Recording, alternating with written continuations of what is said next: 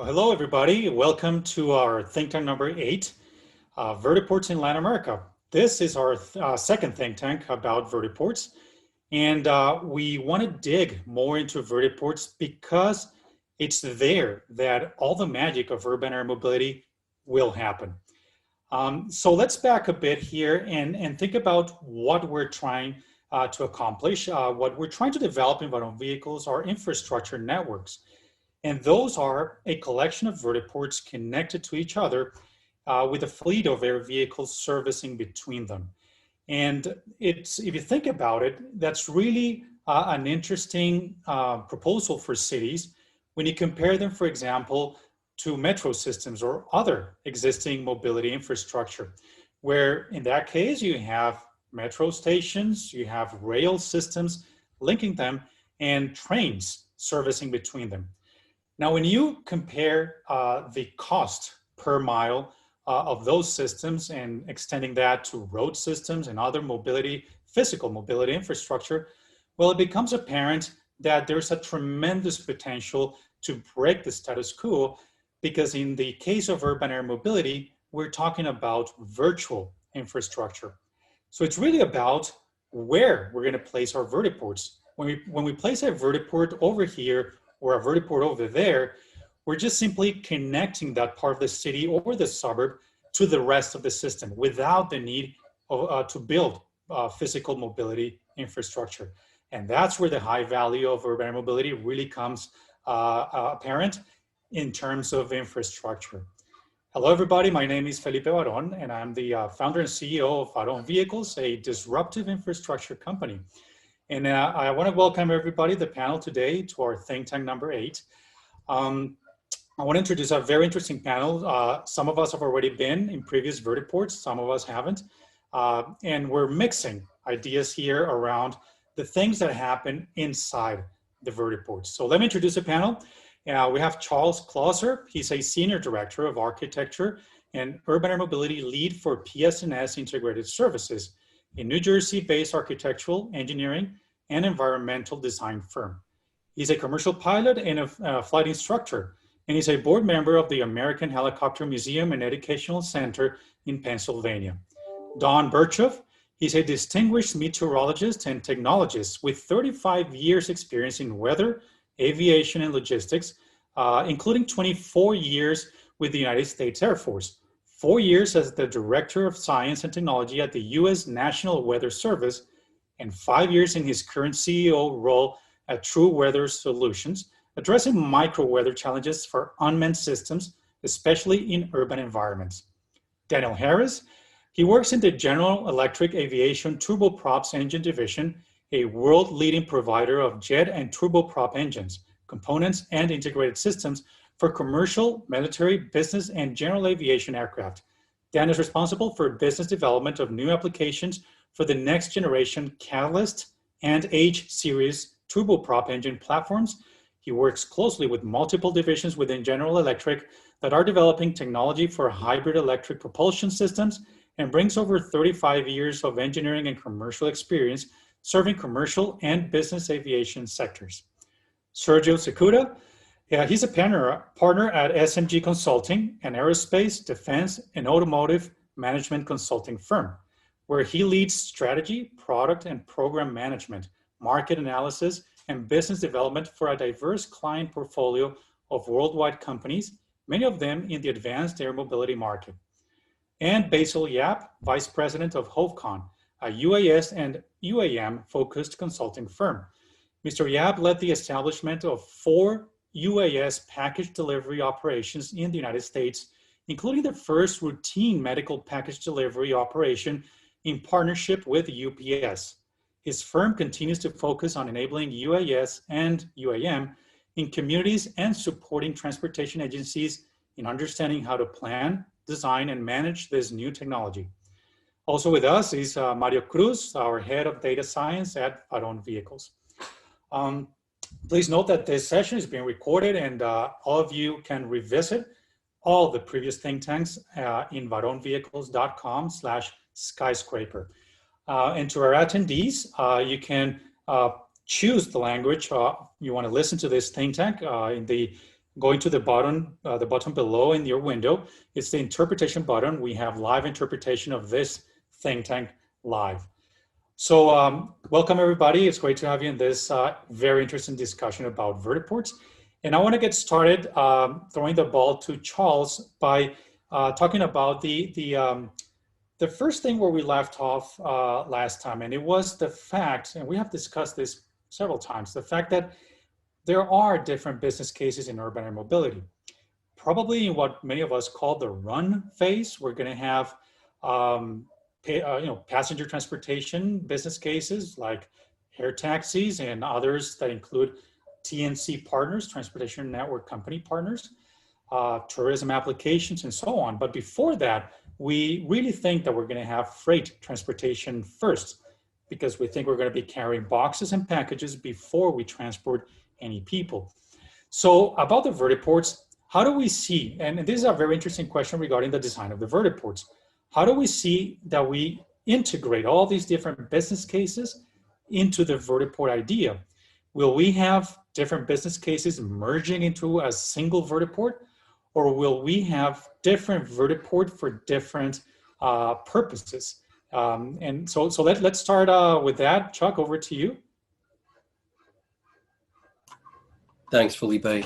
I just wanted to say hello to all the other panelists here today, and everyone who's watching this this think tank today. It's number 8 of Felipe's series, and they've all been very, very interesting. And for those of you who have not seen or listened in to some of the previous ones, I urge you to do so, because of the array of talent that's been in many of these panels that bring in a wide variety of thinking. So we're all on the threshold of what's now a global phenomenon, and the interest is out there. We were talking earlier before we came on live that the amount of information, I guess, over the past year alone, let alone 2 years, has been really remarkable from every aspect. And you could see just from the few folks that are here with us today, they represent different aspects of industry. So all of this is extremely important, and there's a great deal of information out there that I hope everyone continues to share for the most part, and I think that's just going to help everybody. To your question, Felipe, I think that, and I've been thinking about this for a while, my projection looking out there is that I think we're going to see both scenarios, meaning that there will be individual vertiports that serve particular functions that are unique enough that they can stand alone. And certainly there's going to be other vertiport facilities that can draw into and draw upon services in various service sectors that would serve the communities both near and somewhat far with urban air mobility. Just as a quick example, you mentioned certainly everybody's been talking about the passenger accommodation. Freight will probably be first to market, only because it's easier in a lot of respects. And I think the regulation will be on a downplay rather than on an upswing. But there are others as well that can start really, really quickly. And that includes everything from governmental, even military, observation, news, scientific, educational, waterborne, and a whole host of other activities, I think, that can benefit from urban air mobility, maybe tie into the greatly growing drone network that's already been started and already is seeing regulation as well. And the placement of these vertiports, whether individual or shared use, can't really happen without the approval of the communities in which they're to be placed.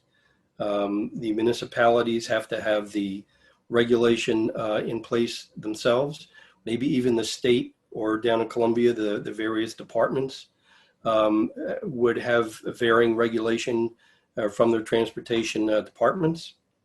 As an overview, that would definitely inform or certainly regulate how vertiports, where and how vertiports can be enacted.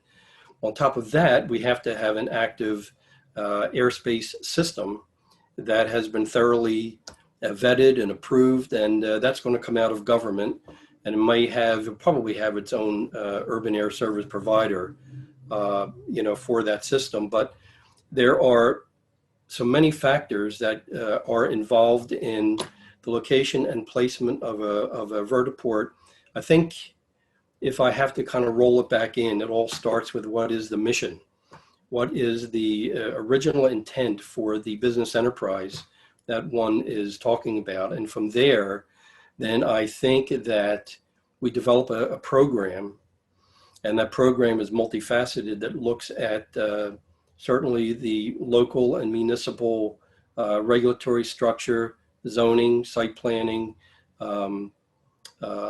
public approval, governmental regulation, establishment of however, air corridors or whatever the network is going to be, the development of these ecosystems as they may plug into the smart city environment, and maybe even help along and encourage growth in that regard with municipalities. So I'm sure that our discussion is going to enter into a variety of other aspects and viewpoints, but does that begin to answer the question or at least start off the conversation? It does, because actually when we have a very clear roadmap, and when we talk about implementing a freight transportation vertiport, and that's going to be placed, for example, in an industrial part of the city, and we only serve or intend to serve moving packages with manned air vehicles, of course, well, eventually there's going to be people there that are going to want to be transported as well because of the value that these systems bring in moving so fast. So eventually those same vertiports may have a pressure to start accommodating passengers as well.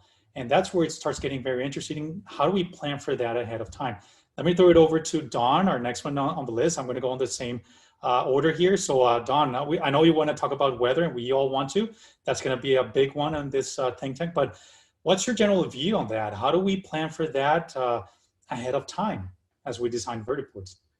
Right. So, it's interesting listening to Chuck, because, I'm trying to understand, one of the things I think about is what has already been kind of selected due to the infrastructure being there already for a vertiport, right?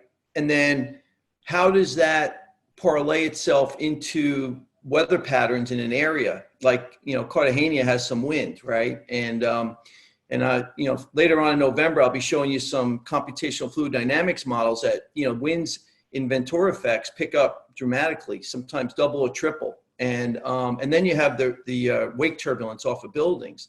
And so, you got to worry about client experience, right? You don't want people getting sick. Even if you think the weather's good, it may look good to go out on a golf course, but it may not be good, at a specific spot to land an asset like this. So that's the first thing I think about is how well are we planning, looking at how wind flow and wind conditions are the mean, and where you want to place these things, and trying to at least plan out the weather where it makes sense. You're never going to, you're not going to stop the weather, but it's all about resiliency, right? And resiliency isn't just stronger engines or, better flight control systems or sensors on the aircraft that can measure turbulence 2 feet ahead of you. Resiliency is also around the management of the weather and managing it. So that's the first thing. The other thing I think about is the fact that there's a lack of data, right? As Mario was talking about before, and he's a data scientist. I didn't know that, Mario, so we can definitely talk about this some more. But, right now, most of our instruments that we use are at, airports. They're certified, they're expensive. If you want to put an ASOS out at an airport, it's going to be over $200,000. You're not going to be able to put that kind of instrumentation everywhere. We've got to figure out a way to, change the paradigm on how you certify weather data, right? And this is one of the things I'm working on in New York, in ASTM in the US. it's a standards body where we're looking at not certifying instruments in weather, but certifying data. And that way, then we could start collecting data and crowdsourcing it, because, you know, you get the placement right first, you're still going to have weather, right? You worry about your general routes that you want to take. We want to, you know, again, we want to think about routes and how they're going to be impacted by turbulence off of buildings, or depending on how high you are, you know. So, you know, routing in planning, routing and decision making and execution, or in planning, you know, are you going to be able to get somebody to the airport from downtown because maybe on that particular day the weather is not going to behave, and are you going to be able to have enough predictability 5 hours in advance? You know, if I'll use New York City as an example, where I grew up, you know, if you're planning on taking a flight from Manhattan down to out to JFK, and then somebody calls you up an hour before and goes, "Oh, sorry, I can't get you out there," you're not going to get to the airport on time. So now you're a very upset person, right? So we got to plan the weather and have the measurements to get the granularity needed in order to avoid those kind of situations, right? So it's the planning, and then it's the execution. How do you know when you're getting into a situation that the weather is dynamically changed? And as good as forecasters as we are, right, we might miss one now and then, right? So, you know, whether it's Bogota thunderstorm popping up, right, or it's, you know, other factors that are going to happen, you got to have a system that's able to adapt and dynamically readjust. And that's the way I think of this ecosystem. It's the way I think of vertiports, the way I think of these routes. And we'll be looking at, you know, all these things when we decide where to get that data that we need, whether we're going to crowdsource it, whether we're going to actually put instrumentation at locations, what kind of instrumentation, and what kind of modeling, and you know, what kind of planning has to be done. So that's how I view it, Felipe. Yeah, very, very relevant. And well, let's send it over to Dan Harris. I mean, Dan, you are a turbine guy, and that's your area of expertise. And there's two places where those are used, both on board the air vehicles as powertrains, and also at the vertiports as power generating sources. So how do you view, what's your point of view from that perspective? Over to you. Well, thank you. And Felipe, thanks for inviting me to this think tank session. This is very interesting, and I'm very much enjoying hearing the other panelists and their viewpoints. Some areas we're tackling, it's interesting, before I get into some of the hybrid electric stuff and electrification of aircraft, which certainly is very important for vertical takeoff and flight. I heard some comments about autonomy in aircraft control, airplanes that fly themselves in controls. And we're seeing just a lot of discussions when we divert from the classical airport to airport in hub model, where we go point to point. Having autonomous aircraft in flight controls has become a very significant certification challenge as we look at next gen air traffic control and FAA and certification systems for the navigation systems and control systems on the aircraft and the propulsion systems that integrate. Autonomy is a big aspect that we're following the OEMs who are studying that, and we're very interested in understanding those solutions. As we get into some of the turbine aspects, many of us are following the lead of some of the government initiatives in Europe and in the US for going carbon neutral. And there's a certain sense of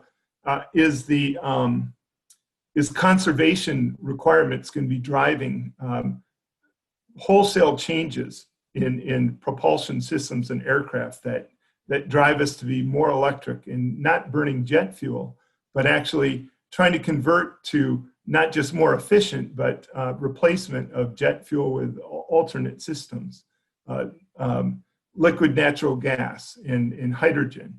And so in the industry, there's many discussions, and it's not a clear roadmap now. It's a very open science and open discussion.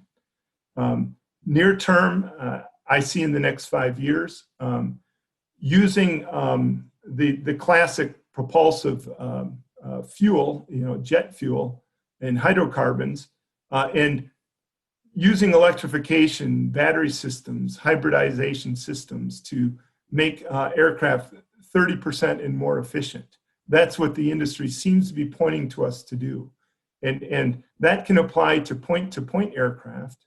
But we're also having conversations with innovative companies that are developing aircraft that take off vertically, fly significant distance, and are able to land vertically or have the option to land horizontally. So a thought process where we could design missions where literally you're carrying freight or people, taking off vertically from a high density location and landing at an airport. And so there's variable options that we're looking at. And I'm working with teams that are finding ways to embed turbine and generation on an aircraft with battery systems. And ultimately, we're developing some very significant concepts for power generation that could be done at a point, such as a vertic point, where you can adapt the air system that's on an aircraft and have it actually be an independent site, 500 kilowatt or 1 megawatt power generation that's not connected to any grid whatsoever, and is providing the autonomy and the capability of charging vehicles, systems, and providing payback to the grid when vehicles aren't being charged. So there's a number of aeroderivative options where we can take propulsion that we develop for aircraft and actually apply them in point ground transportation. I think you've touched very interesting points, and they're really relevant because when we design vertiports, a big question is what energy source are we going to get married with? And once we do and build that infrastructure and enter the CapEx part of that, we're not going to be able to change that infrastructure very easily. So it's a very important question on how we build around the energy, build the vertiports and the entire city, the entire system, I'm sorry, around the energy source. Sergio, I mean, you with your overall knowledge about urban air mobility, what's your perspective on that? Let's talk about vertiports here. Over to you. Thank you. Thank you for having us. We haven't missed one of your think tanks, so I appreciate being now on the other side and contributing. So when it comes to vertiport, I think it's very important to think about the city in which the vertiports goes as well. I think many times sitting here from the US, we have a very US-centric view of the world. So we had published a little note that you had seen about the type of vehicles that might suit emerging countries in Latin America and how they might be different from the one that we're designing for the US. And so that will also dictate, as you were saying, the shape of the vertiport, what kind of energy sources we need to have there. Might it be better not to have fully electric because of the impact on the grid? What is the community acceptance? Is it going to be a sterile, modern building, or is it going to be something that merges more with the rest of the city? Is it something that we're going to place in the middle of a city, or is it something that we're going to place, for example, on a freeway, on a major road? Is noise as important? I mean, I have been to, I myself am from Europe, and we have noisier cities. And so noise, while it's important, it's really not as important as it might be if you're flying over, a suburb here in the US where it's super quiet and everything you hear, it's the cars. Last but not least, we also need to understand what is the business model. How are these vertiports going to live? Is it going to be a lending fees? Is it going to be the shopping mall? And also, we don't have to forget the fact that whether we like to think about it or not, COVID has had an impact. Will this impact be lasting? Well, it all depends on how long it takes for us to get a vaccine. So I see a positive and a negative. This remote work can lead people to live even farther away from where they are if there is no congestion on the ground. But at the same time, if they don't have to go to the office, would this need for transportation be reduced? So we see a lot of different moving pieces. But again, I think the most important thing is when we think about these vertiports, let's be very clear that their design need to be specific to the city, specific to the ecosystem. Great, very, very true. Basil, over to you.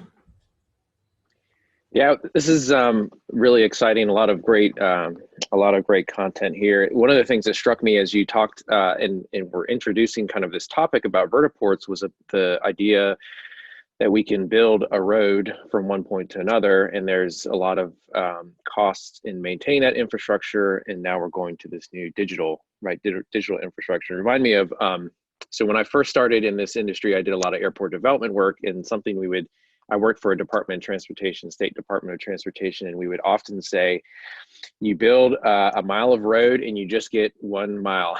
You can build a mile of runway and you can get to anywhere in the world. And so, that is the same kind of idea that we're thinking about here. We think about vertiports.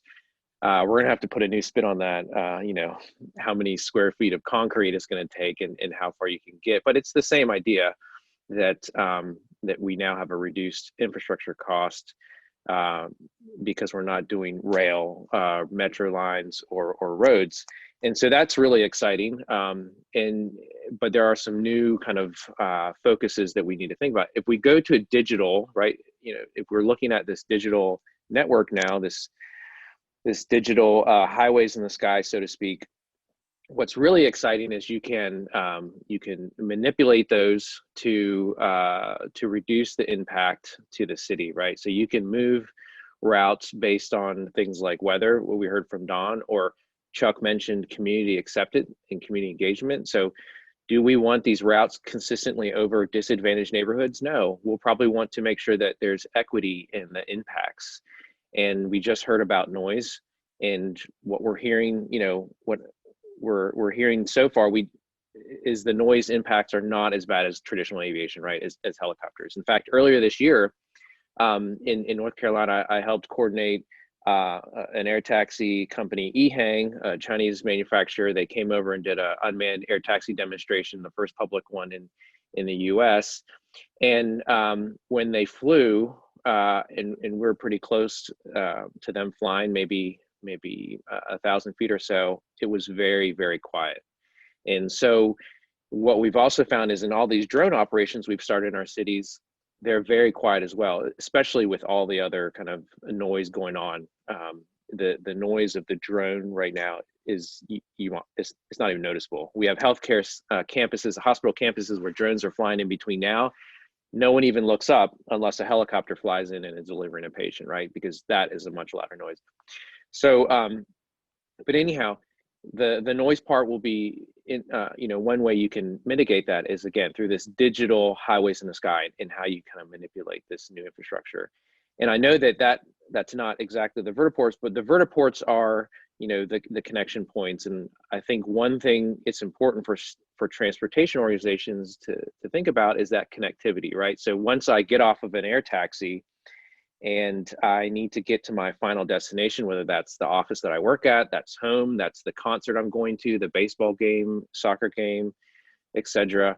It's what is that next connection point? Is that a ride share? Is that a micromobility, like a scooter that I get on, or am I walking? So that you need to ensure these vertiports are in close proximity to high travel areas.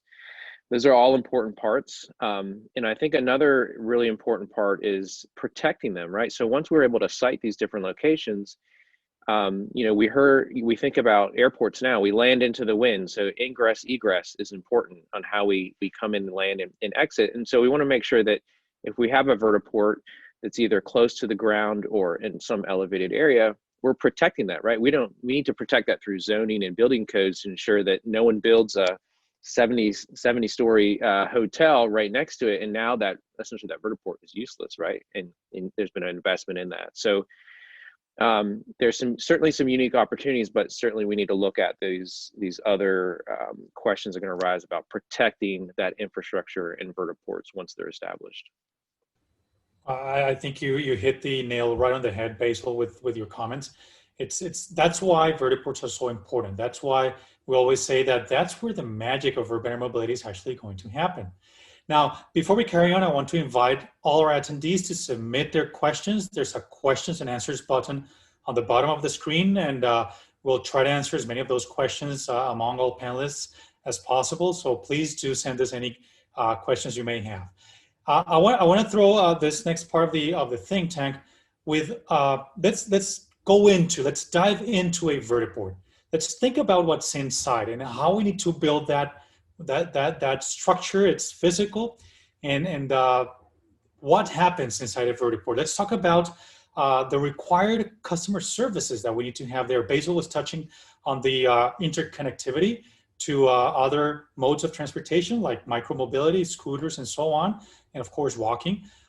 We heard about weather. I mean, the vertiports need to have some sort of weather infrastructure, be it sensors and or data management.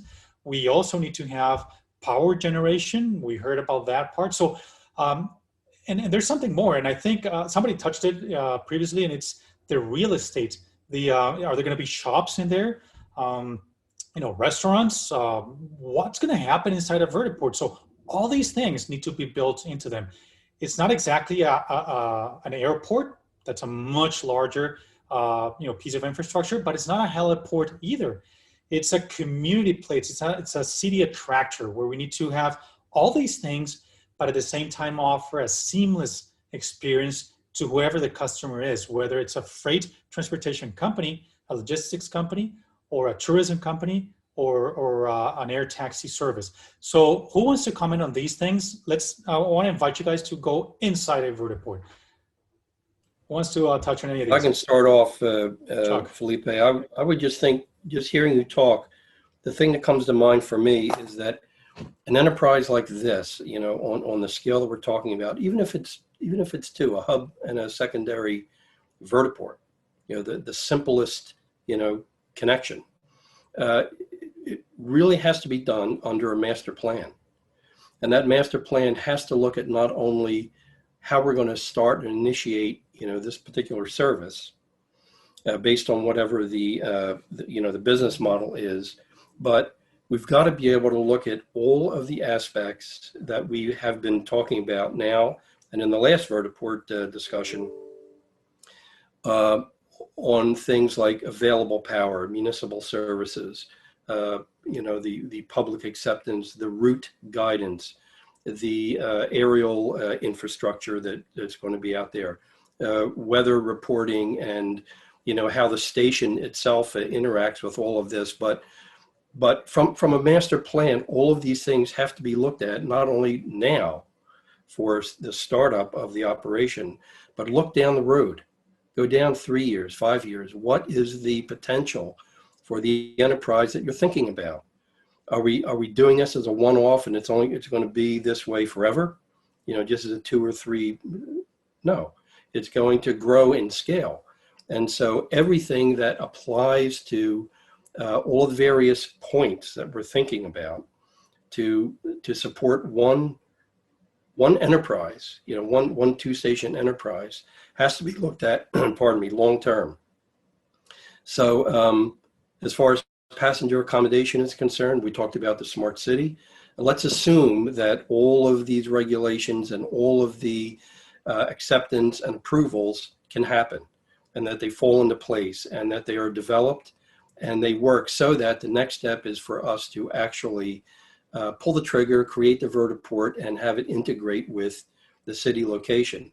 Integration is a very, very big key here, because there's been a lot of discussion, we've done it on these panels, talking about how the vertiport would fit in or blend in with the city environment or the municipal environment, or outside the municipal environment, whatever the mission is.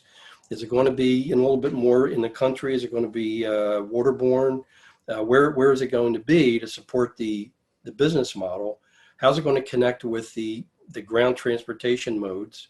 And in terms of cargo, we're talking about truck traffic, and you already discussed perhaps an industrial site for that.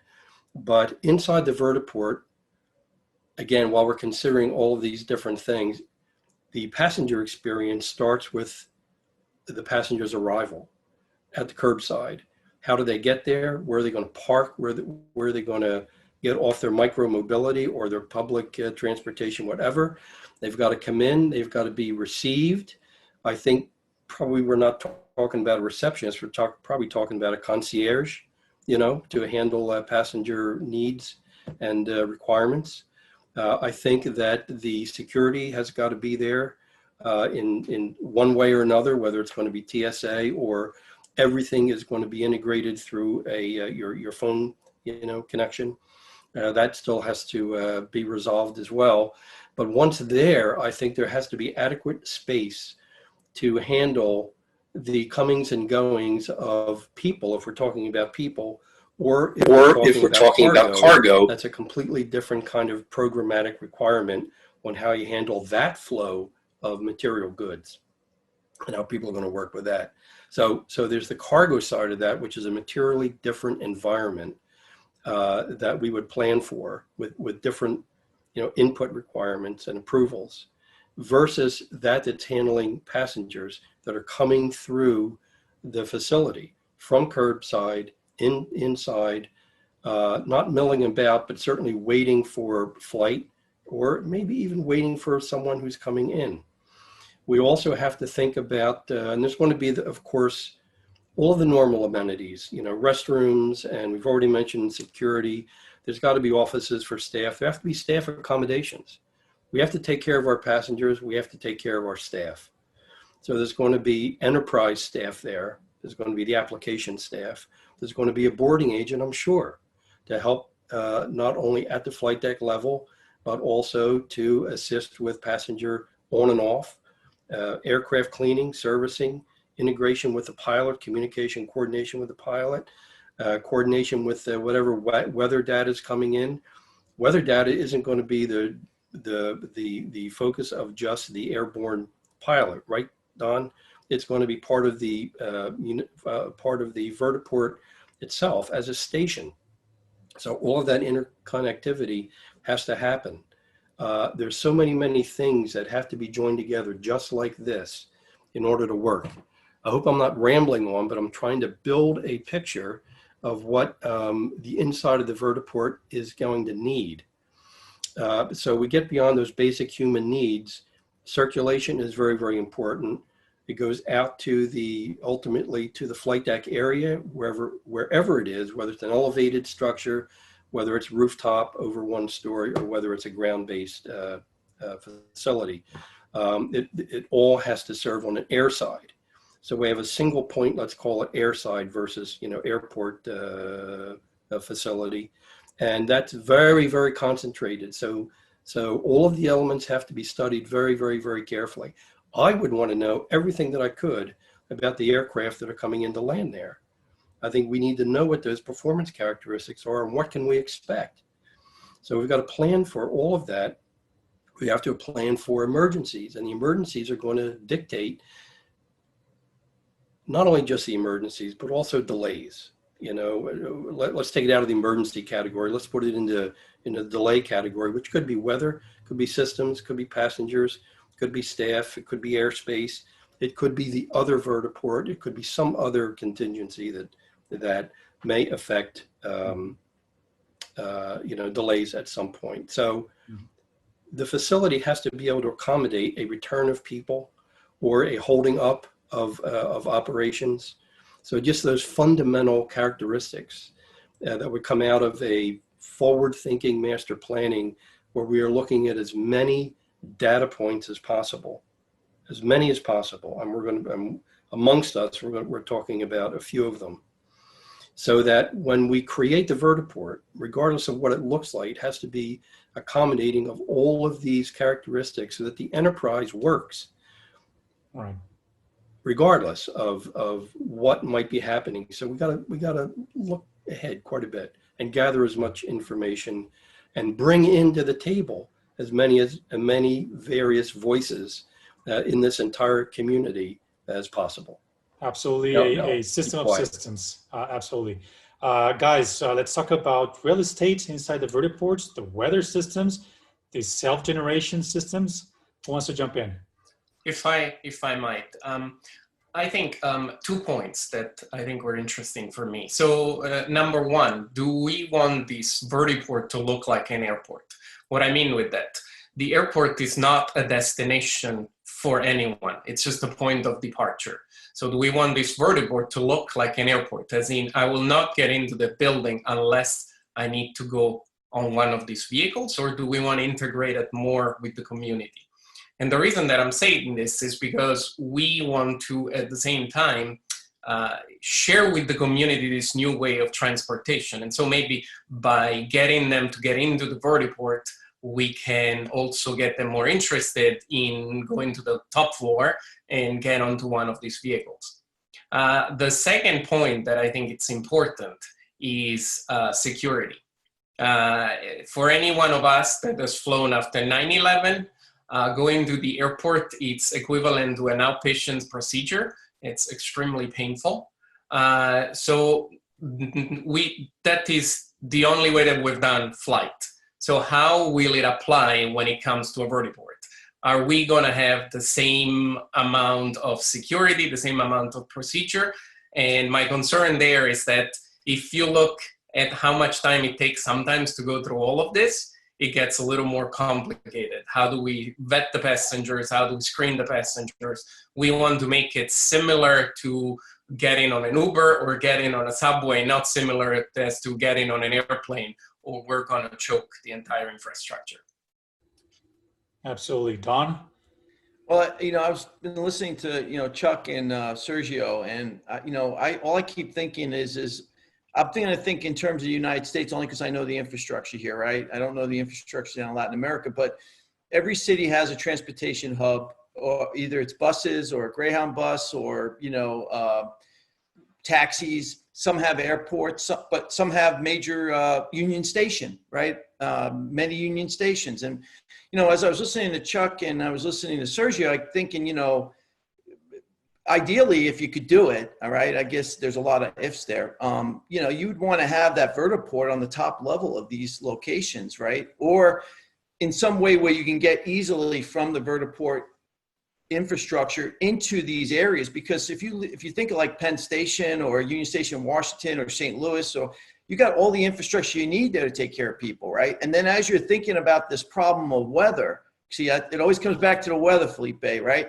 If you have delays, there's other ways for people to mitigate that, right? They could take the train out to the airport, or they could, whatever. And you've kind of, built in a resiliency into the system. If they have to sit around and wait because of the weather, then, there's a lot of entertainment. There's a lot of things to take care of, just like, any place else. So I was thinking in terms of that, like, it has to be, I was thinking about the security. I used to run an Air Force base in Central Asia, and we had Kyrgyz would come on base every day, and we had to get them onto base, right? But there's technologies, again, that are going to, we got to think about security technologies that are going to evolve, right? I mean, I'm hoping that we won't have to be patted down, and people will be able to walk through areas where scans will be taken, and hopefully they won't be intrusive, and you'll be able to pick up things, right? And so you got to think of the technology also that's going to go with this. If you're going to reinvent something, you might as well reinvent other things around it, the processes, the technology that's going to support that. I mean, I don't know how you get around not, the problem with like the trains and the vehicles doing security, yeah, there's risk there, no doubt about it, but you're not going to crash into, take something out on the ground and blow up a lot of things, right? So that's always going to be a challenge, right? Thinking about that security problem. But anyway, that's kind of what I was thinking as I was listening to this conversation. We got to take advantage of some of the infrastructure we have and make it a community thing, and have flexibility and agility in what mode they can take in case things do get a little chaotic, right? Absolutely. Dan? Yeah, I'd just say so much of the customer acceptance is going to be surrounded around flight safety. And we at GE Aviation, we spend so much of our time talking about flight safety.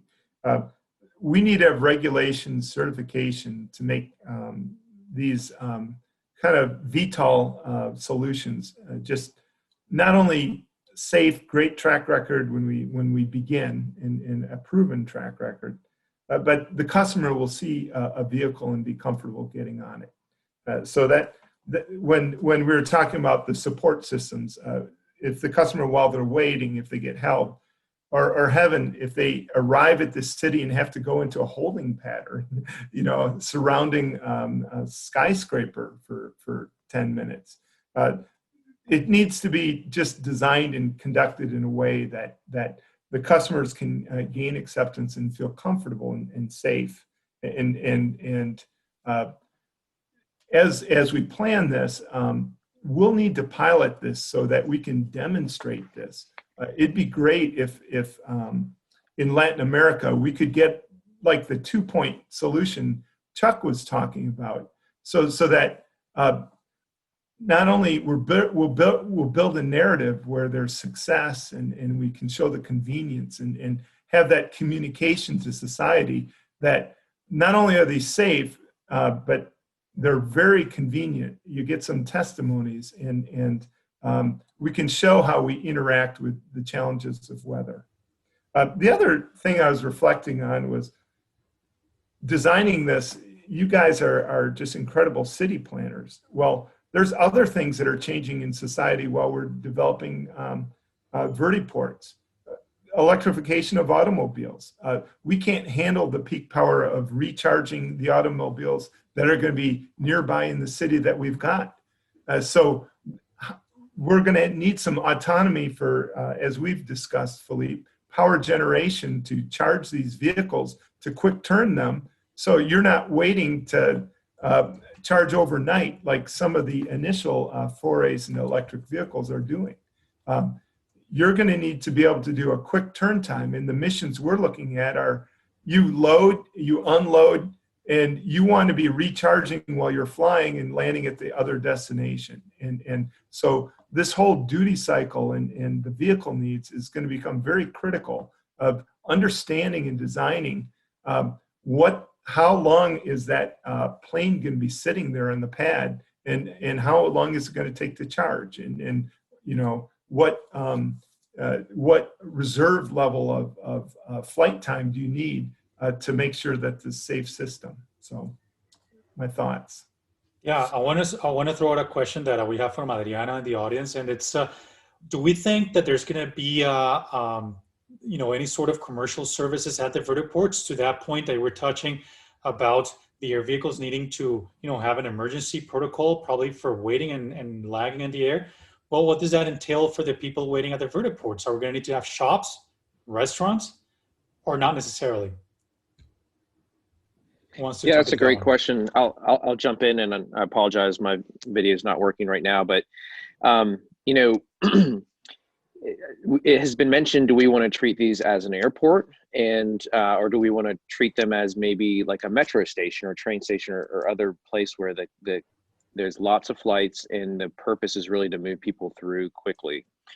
And in my mind, I think there was another question that is also linked closely. It's who funds these, who owns them, and then who owns them obviously is going to drive who funds them. So if it's a commercial entity, or even a public entity that owns them, one way they can help fund that infrastructure or that investment in that vertiport, if it does have shops, is renting space out, just like airports do now, right? We know that they rent space to restaurants, to shops, etc. So I think the availability of shops and other businesses while you're at the vertiport is going to be driven by, one, how quickly people are going to be moving through there,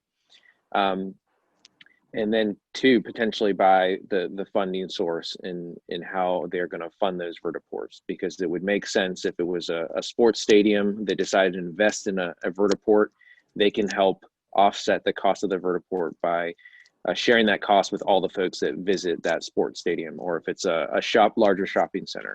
And if it's going to be a public entity, like a city, etc., there's ways to fund that through taxes and then renting space and landing fees as well, similar to how we see airports funded. So I just throw those comments out there, just given some of my thoughts and history of working with airports in the past.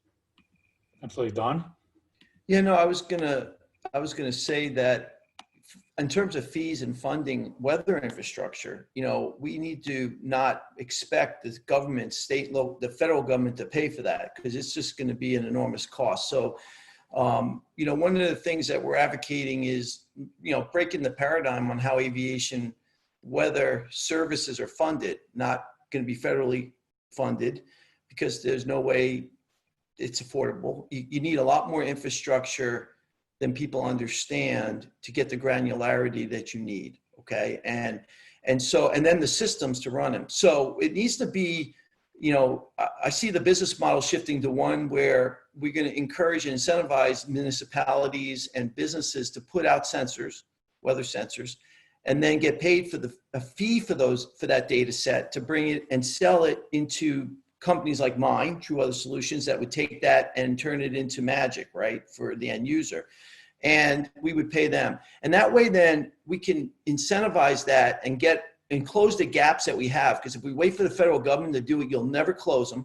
And then you'll wind up not being able to fly as much as you can, because about 40% of flights are grounded when weather's a factor longer than they need to be, or they're grounded earlier than they need to be because of a lack of data, right? This is a really important point.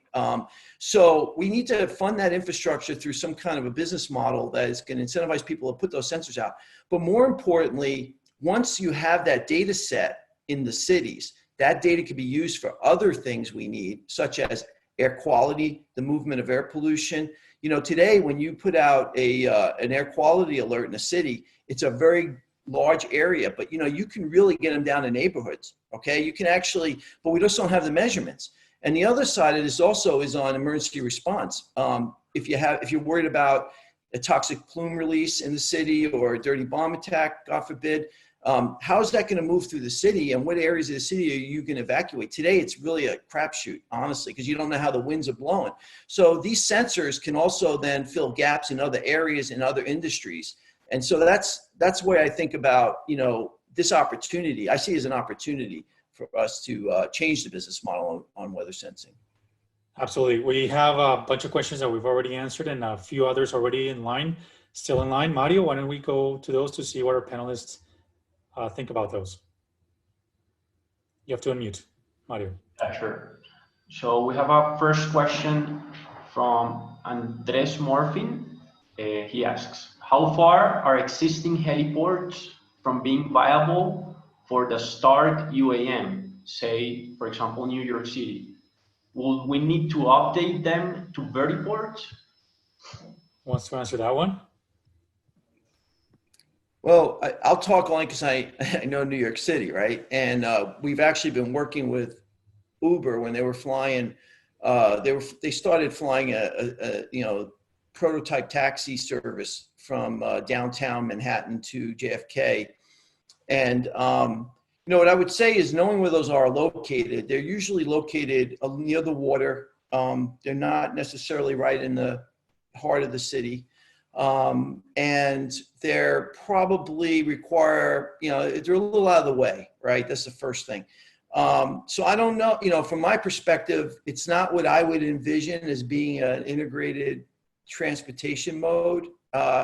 You kind of got to go out of your way to get out there a little bit, and then of course it's not always on the best spot either, quite frankly, because you get the fog off the water. So, those are things to think about as you're looking at existing infrastructure, right? The location and whether they would be acceptable to be vertiport locations. So in New York, not so much, I think, as I think about it.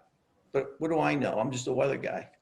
I agree with Don on that as well. But I think, with regard to the question about conversion of a heliport, over to a V-port, there could be some really significant differences. Many of the heliports simply don't have the kind of size that would support a high tempo passenger, enterprise, and all of the things that go along with it that we've been talking about today, from integrating with the local, ground traffic, working their way through the vertiport. Are we going to have, concessions within there, and just the terminal itself, and the area that all of that is going to require may be the heliport may be insufficient, in area for it as well. On the plus side, it's already an existing aviation enterprise. It has its approval. It has its approved in and out courses, for arrival and departure. So it has a leg up in that regard. So everyone, it has to start with the master plan. We've got to look over what is the intent, what is the long range look for this, what is the expected, tempo of operations that we're looking for here. All these things have to be made part and parcel of a decision. From the beginning. Yeah, absolutely. Mario, we have a very interesting question from Michael Syracuse as well. That's all we have enough time for the other ones coming in. Let's go ahead. So from Michael, will vertiports be required to have a runway? Example, if an aircraft can transition back to vertical mode after transit and it needs to land now traditional. This question gets back to TERPS, performance standards for vertiports and their operational nuance. Who wants to get that one? So I don't think that they necessarily need to have a runway. It really depends on the type of vehicle that you're serving. So there is many of these eSTOL that basically can actually work with a 300-meter runway. Or if you talk in eVTOLs, they really don't need a runway. Now, what we need to understand is, in case of emergency situation, how does it have to look like? And again, if we look at the vehicle, they're all designed to land vertically as opposed to roll as to a stop, as some of the STOL planes do. I'll make a comment quickly about the TERPs, and the way air taxis will transition and fly in. I mean, they're not going to just obviously hover and come straight down. So there will need to be ingress egress routes, right? So similar to our airports, we have approach surfaces that need to be clear. And then for instrument flight rules, of course, we have published approaches as well. So yeah, I think that's an important part, and protecting the airspace around that vertiport will be an important part of siting. Great, Mario. And last question will be from Rajiv. What are some considerations for developers to build flexibility into their projects, like shopping centers, residential or office buildings, now in order to be able to repurpose them later? Who wants to get that one? Does the question center around the location The of vertiport, yeah. vertiports in those areas? Yep. I think that's probably the antithesis of areas that we probably want to stay away from, ideally. A residential area, for one, not only for noise, but also because of, perceived danger and public acceptance. I think what might make more sense is, I really, really like the idea of trying to locate a vertiport at or near an existing transportation center, where the ground network of moving folks about ties in very beautifully with the air network of moving folks about. And with that, and we don't have to have concessions as tenants necessarily, unless that's part of the overall master plan, at a vertiport. Perhaps nearby is fine and works even better. That we have a whole host of things beyond restaurants and shops, maybe municipal services and some other things that a traveler could partake of as they come and go from a vertiport. So the vertiport doesn't have to be a catch-all for all of these things, but I think that its careful placement as to blending in with the community and with transportation center really has a lot of good potential. Well, let me ask you guys, what do you think about the future? I mean, are we going to see urban air mobility shape, for example, city architecture? To your point, Chuck, are we going to see, probably not at the beginning, but eventually, urban air mobility being a solution for city growth, for that lack of urban, mobility, physical mobility, and that in turn becoming a way for residential development to actually incorporate vertiports rather than staying away from them. Shopping centers actually building, because what we've talked here is actually that vision that vertiports are not airports that are very cumbersome, heavy infrastructure, but they're rather lighter structures, they're lighter logistics, and they're smaller. And actually, what we have been talking in Colombia is for many government people desiring that tendency to be the path forward. So, to your master plan, I think that's a really relevant question when we talk about where are we going? What do vertiports need to actually do for the city? Where do we need to place them? And that's such an interesting point. Does anybody want to jump into that? Of course, keeping in mind that we need to have the weather systems, we need to have all these electric generators at the vertiports and all the rest of the things that we've talked about. Well, I think you made a point there that I think it's important.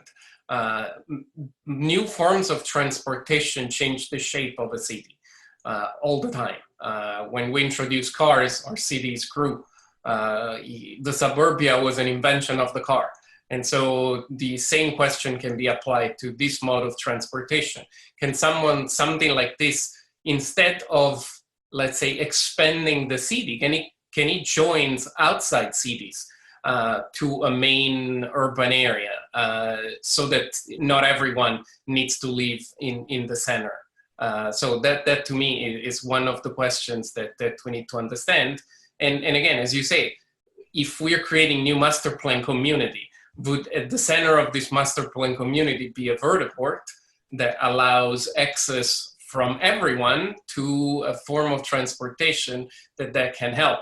I'll give you an example. In Japan, high-speed rail has opened living in another city and working in another city, and especially now with the maglev, there's people that live about 60, 80 miles outside Tokyo thinking about commuting daily because now the travel is only 15 minutes.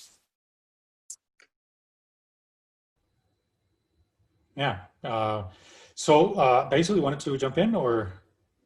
Yeah, well, I think Sergio brought up a great point. Cars fundamentally changed how cities were, and one of the things that it impacted was wealth. And we often need to think about equity when we think about a new transportation system to ensure there's equitable access to that system. A lot of the wealth ended up leaving the city for folks that could afford cars to drive in outside of the city. So that's how suburban areas got built up over time. And so what I think we're seeing now is the potential for those to even be stretched further, not just with air taxi, but also with autonomous vehicles or high-speed rail, like we've heard. So there's a couple different options, and UAM is going to be one of those options that I think we'll be able to see.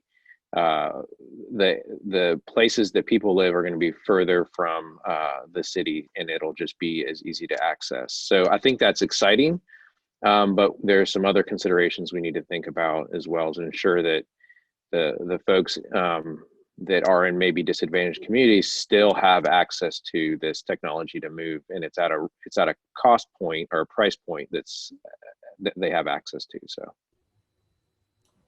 just a closing thought on that subject is there are so many factors that make up the character and the economics of a city. I think the integration of a new mode of transportation has the potential, but it depends on how well we do it. And in order for it to be a societal engine that fosters some change and affects, which is your question, the architecture of the cityscape, the answer would be yes, if it's done well, and if the public acceptance is very great. If this is not done well, and if the planning is short-shrifted, I think that the potential is lessened by that. So you can't get to the change of architecture of a city until you first have whatever that is, whether it's the cathedral from the Middle Ages, up to the skyscraper of the 1920s, whatever it is, it doesn't matter. It has to succeed, and it has to be well received by the community, and it has to become part of what I call the society's engine in order to work. If that happens, then your answer is yes. Fantastic. And the answer is no. Right, and that's what we're seeing precisely in Latin America, where many things are yet to be built. And the fact that we have a better way to provide accessibility, equity, like Basil has said repeatedly, to communities that are basically left behind because of government's systematic incapability to provide the proper mobility infrastructure and to maintain that infrastructure. Well, that makes a lot of sense. And that goes to Dan's previous point that we are seeing in Latin America, this place where we have an excellent option for success in urban air mobility as seen as infrastructure. And adding to Antoine Gailardet's question about financing and where the money is going to come from, actually, because of the fact that we basically agree that most of the funding for urban mobility will be of a private nature. We may very probably be headed in that direction that we have been talking about here, Chuck. So very interesting. And as always, the think tanks are proving to be really short for such long and interesting subjects. I want to close the think tank by thanking you all for being here. We went a bit over time, but I think that was okay. And to our attendees, thanks for being with us. And I think we're leaving this last think tank for 2020 with a very interesting message. And it's the fact that by properly envisioning, designing, and planning vertiports, we have an extremely exciting road ahead to disrupt the status quo in mobility in our cities, to tackle profoundly, long and relevant questions and problems in our cities that have to do with mobility, have to do with accessibility, and in the end, with alleviating the pressure, the existing, ever long existing pressure for city growth. So with that, I want to thank you all and wish you all to have a great rest of your day, and see you in the next think tank. Bye-bye. Thanks to everybody.